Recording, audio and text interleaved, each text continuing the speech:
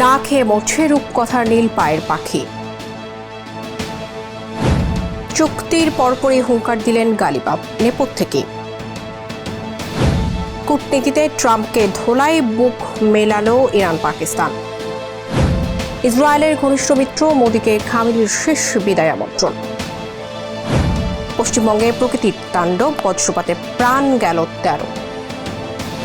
এতক্ষণ শুনছিলেন শিরোনাম, এবার জানাবো বিস্তারিত। সমুদ্রে তাপমাত্রা বৃদ্ধি কিভাবে প্রকৃতির জন্য কাল হয়ে দাঁড়াতে পারে তার এক করুণ দৃশ্য দেখা যাচ্ছে পেরুর উত্তর উপকূলে। তাপমাত্রা বাড়ায় ছোট মাছগুলো সাগরের গভীরে চলে গেছে, আর এতে তীব্র খাদ্য সংকটে পড়ে না খেয়ে মারা যাচ্ছে রূপকথার মতো দেখতে শত শত নীল পায়ের পাখি বা ব্লু ফুটেড বুবি। ক্ষুধার জ্বালায় উঠতে না পেরে সৈকতের বুকে মৃত্যুর কোলে ঢলে পড়ছে এসব অবলা প্রাণী। বিজ্ঞানীদের মতে পাখিদের এই মর্মান্তিক মৃত্যু আসলে সামুদ্রিক পরিবেশ বিপর্যয়ের এক ভয়ঙ্কর সতর্কবার্তা। বিস্তারিত দেখুন প্রতিবেদনে।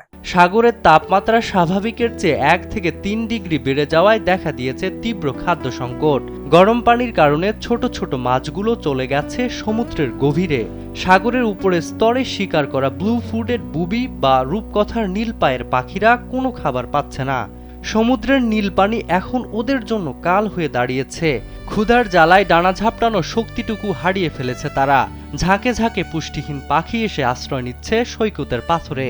উড়তে না পেরে সেখানেই লুটিয়ে পড়ছে, মারা যাচ্ছে শত শত পাখি। স্থানীয় জেলেরা এই দৃশ্য দেখে চোখে জল ধরে রাখতে পারছেন না।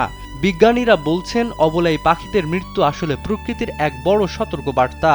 সমুদ্রের নিচের পরিবেশ কতটা বিপন্ন তা এই পাখিদের করুণ পরিণতি দেখেই বোঝা যাচ্ছে।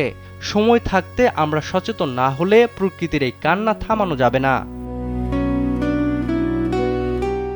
লেবাননে যুদ্ধবিরতির পর এবার স্থায়ী শান্তির খোঁজে সুইজারল্যান্ডে মুখোমুখি বৈঠকে বসেছে যুক্তরাষ্ট্র ও ইরান। আগামী 60 দিনের মধ্যে একটি চূড়ান্ত চুক্তিতে পৌঁছানোর লক্ষ্যে মাস্টার প্ল্যান তৈরি করেছে দুই দেশ। হরমুজ প্রণালীতে বাণিজ্যিক জাহাজ চলাচল নির্বিঘ্ন করতে বিশেষ যোগাযোগ চ্যানেল খুলতেও একমত হয়েছে তারা। উভয় পক্ষই এই আলোচনাকে দারুণ অগ্রগতি বললেও বৈঠক শেষে কড়া হুঁশিয়ারি দিয়েছেন ইরানের স্পিকার মোহাম্মদ বাঘের গালিবাফ। তিনি স্পষ্ট জানিয়েছেন, লেবাননের প্রশ্নে তেহরান এক চুলও ছাড় দেবে না। একদিকে সমঝোতার চেষ্টা, অন্যদিকে এমন অনড় অবস্থান, সব মিলিয়ে মধ্যপ্রাচ্যের রাজনীতিতে তৈরি হচ্ছে নতুন সমীকরণ। দুই দেশের এই কূটনৈতিক পদক্ষেপ কি সত্যি দীর্ঘস্থায়ী শান্তির দিকে এগোচ্ছে, নাকি এটি কেবলই বড় কোনো ঝড়ের পূর্বাভাস? বিস্তারিত থাকছে প্রতিবেদনে। হুমকি, ক্ষোভ এবং অবশেষে চুক্তি। লেবাননে কি তবে ফিরছে স্থায়ী শান্তি? আপাতত যুদ্ধক্ষেত্রের আগুন নিভেছে, মানুষ এলাকা ছাড়ছে। এই শান্তিকে স্থায়ী করতে সুইজারল্যান্ডে মার্কিন যুক্তরাষ্ট্রের মুখোমুখি হলেন ইরানের শীর্ষ কর্মকর্তারা। 60 দিনের মধ্যে একটি চূড়ান্ত চুক্তিতে পৌঁছানোর মাস্টার প্ল্যান তৈরি করেছে দুই দেশ। ইরানের পররাষ্ট্রমন্ত্রী আব্বাস আরাকচি একে বলছেন উল্লেখযোগ্য অগ্রগতি। তবে সেই হাই ভোল্টেজ বৈঠক শেষে হুঙ্কার দিয়ে ইরানের স্পিকার মোহাম্মদ বাঘের গালিবাফ জানান, যুদ্ধক্ষেত্র শান্ত হলেও লেবাননের প্রশ্নে তারা এক চুলও ছাড় দেবে না। সংবাদ মাধ্যম ইরান ইন্টারন্যাশনালের প্রতিবেদনে খবর জানানো হয়েছে। গালিবাফের ভাষায়, সামরিক সাফল্যকে স্থায়ী করতে হলে আইনি ও রাজনৈতিক চুক্তির পথেই এগোতে হবে। তাই চূড়ান্ত সমাধান না হওয়া পর্যন্ত ইরান কূটনৈতিক চাপ অব্যাহত রাখবে। ইসলামাবাদ সমঝোতার স্মারক বাস্তবায়নের এই হাই ভোল্টেজ বৈঠকে বেশ নাটকীয়তা ছিল। মার্কিন ভাইস প্রেসিডেন্ট জেডি ভ্যান্স জানান, আলোচনায় পাল্টাপাল্টি হুমকি ও ক্ষোভ থাকলেও শেষ পর্যন্ত দারুণ অগ্রগতি হয়েছে। একই সুরে মন্তব্য করেন ইরানের পররাষ্ট্রমন্ত্রী আব্বাস আরাকচিও। ইতিবাচক এই আলোচনার পরই তৈরি হয়েছে মাস্টার প্ল্যান। আগামী 60 দিনের মধ্যে চূড়ান্ত চুক্তিতে পৌঁছাতে একটি উচ্চ পর্যায়ের কমিটি ও রোডম্যাপ বানাতে রাজি হয়েছে দুই দেশ। এছাড়া বিশ্ব বাণিজ্যের অন্যতম জ্বালানি পথ হরমুজ প্রণালীতে সংঘাত এড়াতে এবং বাণিজ্যিক জাহাজ চলাচল নির্বিঘ্ন করতে একটি বিশেষ যোগাযোগ চ্যানেল খুলতেও তারা একমত হয়েছে। তবে আপাতত একটি বিষয় স্পষ্ট, লেবানন থেকে হরমুজ প্রণালী পর্যন্ত নতুন সংঘাত এড়াতে মুখোমুখি অবস্থানের বদলে সংলাপের পথই বেছে নিয়েছে তেহরান ও ওয়াশিংটন। তবে এই সমঝোতার পথ মোটেও মসৃণ নয়। একদিকে যেমন 60 দিনের এই কড়া ডেডলাইন বজায় রাখার চ্যালেঞ্জ রয়েছে, অন্যদিকে লেবাননের মাটিতে ইরানের কৌশলগত অবস্থান ধরে রাখার অনমনীয় জেদ বিদ্যমান। ওয়াশিংটন ও তেহরানের এই ঐতিহাসিক মুখোমুখি বসার পেছনে পাকিস্তান ও কাতারের পর্দার পেছনের কূটনীতি বড় ভূমিকা রেখেছে ঠিকই, কিন্তু মূল পরীক্ষাটি হবে আগামী দিনগুলোতে। হরমুজ প্রণালীর মতো স্পর্শকাতর জলসীমায় সরাসরি যোগাযোগ চ্যানেল তৈরি করা নিঃসন্দেহে একটি বড় ব্রেকথ্রু। তবে একদিকে গালিবাফের অনর হুঙ্কার, অন্যদিকে হরমুজ প্রণালীতে যৌথ যোগাযোগের সবুজ সংকেত। সব মিলিয়ে মধ্যপ্রাচ্যের ভূরাজনীতিতে এক চরম নাটকীয় মোড় তৈরি হয়েছে। অতীতের সব তিক্ততা আর অবিশ্বাস পেছনে ফেলে তেহরান ও ওয়াশিংটন কি আসলেই কোনো ঐতিহাসিক চুক্তির দিকে এগোচ্ছে, নাকি এই কূটনৈতিক যুদ্ধবিরতি কেবলই বড় কোনো ঝড়ের আগের পূর্বাভাস?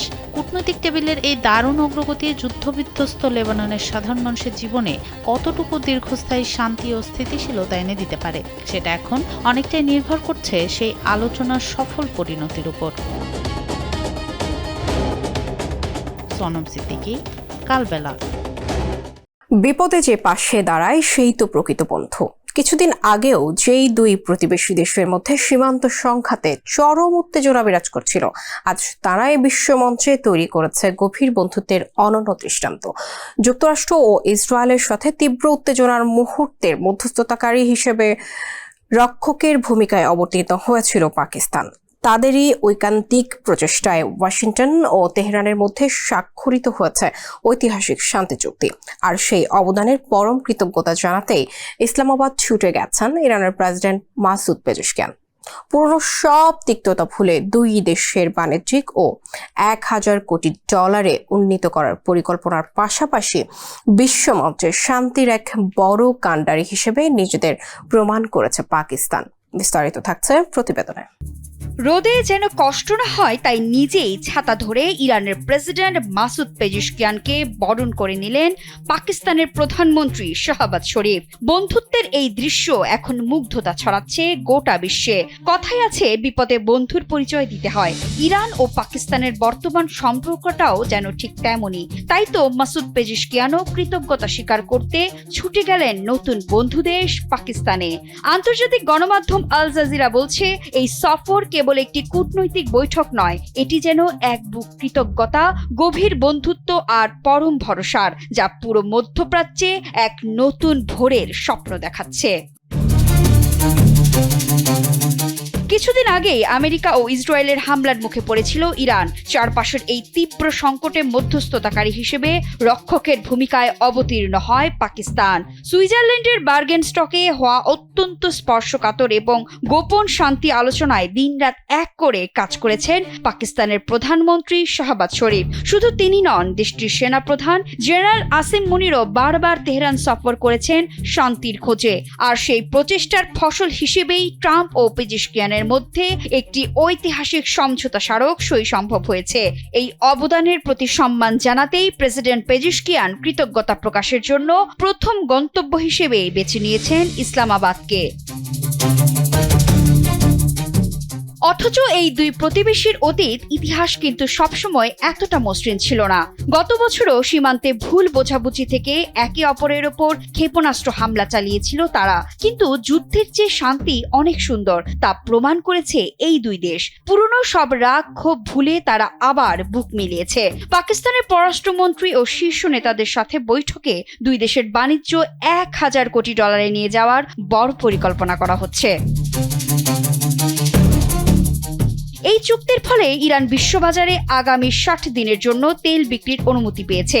বছরের পর বছর অর্থনৈতিক নিষেধাজ্ঞায় পিষ্ট ইরানের সাধারণ মানুষের জন্য এই সুখবরটি বিশাল এক স্বস্তির নিঃশ্বাস।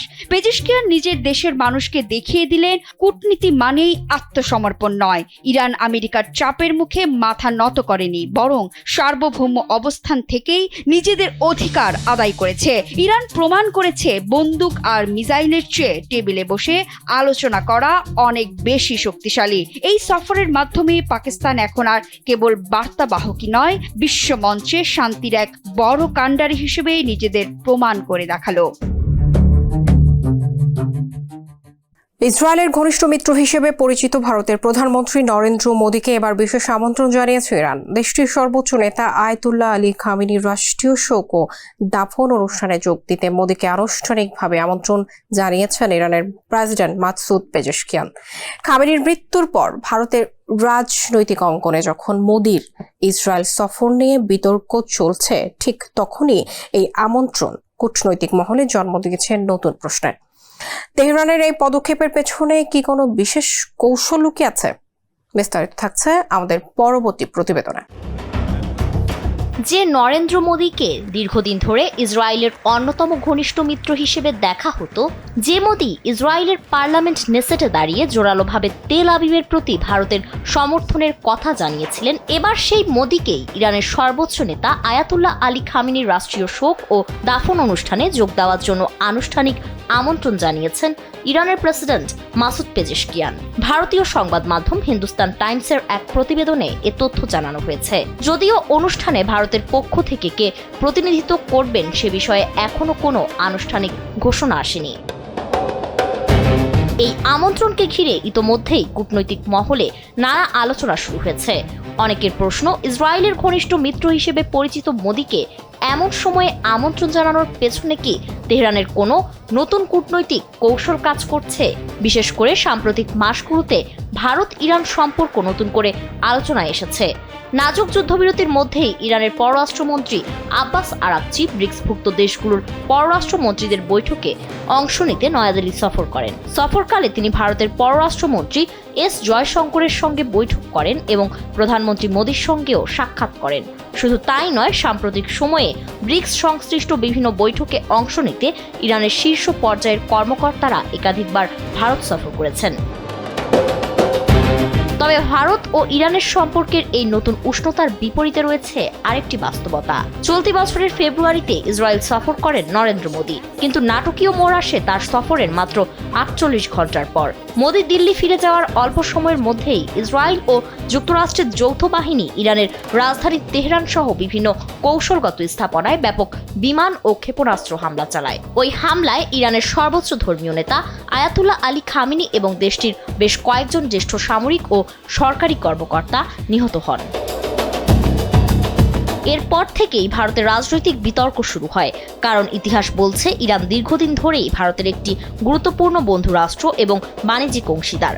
ফলে মোদীর ইসরায়েল সফরের পরপরই এমন হামলার ঘটনা ঘটায় ভারতের বিরোধী দলগুলো তীব্র সমালোচনা করে। তাদের অভিযোগ ছিল, সফরের সময় নির্বাচন এবং রাজনৈতিক অবস্থানের কারণে আন্তর্জাতিক অঙ্গনে এমন একটি বার্তা গেছে যে ভারত যেন পরোক্ষভাবে ইসরায়েলের সামরিক পদক্ষেপকে সমর্থন করেছে। এমন প্রেক্ষাপটে খামেনির রাষ্ট্রীয় শোক অনুষ্ঠানে মোদীকে আমন্ত্রণ আন্তর্জাতিক অঙ্গনে নতুন প্রশ্নের জন্ম দিয়েছে। ফারিন রহমান প্রীতি, কালবেলা। ভারতের পশ্চিমবঙ্গে প্রবল ঝড় ও বজ্রপাতে অন্তত 13 জনের মর্মান্তিক মৃত্যু হয়েছে। সোমবার দুপুরের পর হঠাৎ শুরু হওয়া প্রাকৃতিক এই নির্মম তাণ্ডবে লণ্ডভণ্ড হয়ে গেছে রাজ্যের বিভিন্ন এলাকা। নিহতদের বেশিরভাগই মাঠে কাজ করা দিনমজুর ও খেটে খাওয়া সাধারণ মানুষ। এছাড়া ঘন্টায় প্রায় 50 কিলোমিটার বেগে বয়ে যাওয়া এই ঝড়ে রাজধানী কলকাতাতেও শতবর্ষী গাছ উপড়ে পড়ে সড়ক যোগাযোগ ও বিদ্যুৎ ব্যবস্থা চরমভাবে বিপর্যয় হয়ে পড়েছে। বিস্তারিত দেখুন প্রতিবেদনে। ভারতের পশ্চিমবঙ্গে প্রবল ঝড় আর একের পর এক বজ্রপাতে রাজ্যের অন্তত 13 জন সাধারণ মানুষের তাজা প্রাণ ঝরে গেছে। আহত হয়েছেন আরও অনেকে, যাদের মধ্যে বেশ কয়েকজনের অবস্থা আশঙ্কাজনক। সোমবার দুপুরের পর প্রকৃতির এই নির্মম তাণ্ডবে পুরো এলাকা লণ্ডভণ্ড হয়ে গেছে বলে জানিয়েছে আন্তর্জাতিক গণমাধ্যম আল জাজিরা। এই তাণ্ডবের সবচেয়ে বেশি ক্ষতি হয়েছে মালদহ, মুর্শিদাবাদ, কোচবিহার, পুরুলিয়া ও উত্তর 24 পরগনায়। নিহতদের বেশিরভাগই দিনমজুর ও খেটে খাওয়া মানুষ। কেউ মাঠে কাজ করছিলেন, কেউ বা নদীপথে নৌকায় বাড়ি ফিরছিলেন। উত্তর 24 পরগনায় গাছের নিচে দাঁড়িয়ে বন্ধুদের সাথে গল্প করার সময় বজ্রপাতে এক যুবকের আকস্মিক মৃত্যু হয়। ঘন্টায় প্রায় 50 কিলোমিটার বেগে ঝড়ের রাজধানী কলকাতা এখন বিধ্বস্ত শহর। ধর্মতলা, মৌলালী ও হাইকোর্ট চত্বরে শতবর্ষী বড় বড় গাছ উপড়ে পড়ে সড়ক যোগাযোগ বন্ধ হয়ে গেছে। ভেঙে গেছে বহু যানবাহন, ছিঁড়ে গেছে বিদ্যুতের তার, দুর্যোগ মোকাবেলা কর্মীরা যুদ্ধকালীন তৎপরতায় রাস্তা পরিষ্কারের কাজ করছেন। আবহাওয়া অফিস জানিয়েছে এই দুর্যোগ আরও কয়েকদিন চলতে পারে।